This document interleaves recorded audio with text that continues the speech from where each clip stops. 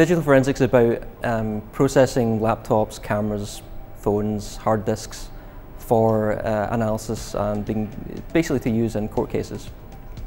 So the idea is an analyst gets a disk and they know a bit about what they're looking for, and they have to go and process it and provide a document that can then be taken to court.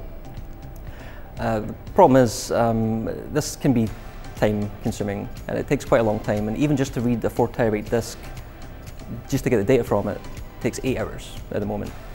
And that's before they've even loaded it into the tool, before they start actually processing it. So all this time adds up.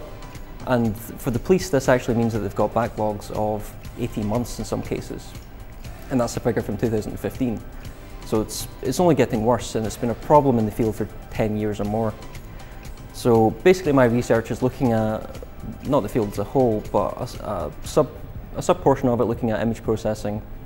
And I want to see how little data I can actually need to do this investigation. So instead of the 4 terabytes, can I look at, say, 1 terabyte of that? Or instead of looking at 100% of a gigabyte of files, can I just look at 1% of these files, or 1% of each of the files? And basically reduce the data. So I want to try and funnel it down from saying 4 terabytes, do all the cheap stuff on it, and at the end of the day have a result we can actually use and make the investigation a bit more streamlined. If we are making these breakthroughs, then it should be usable. You know, it doesn't matter if we can process things in a fraction of a second on a supercomputer, it has to be something that is usable in reality. So we're always thinking about that in the background, and we always have to bear in mind the context of the people who actually do this work, because some of the problem is we don't do it ourselves, so we have to kind of guess as to what they actually require as well.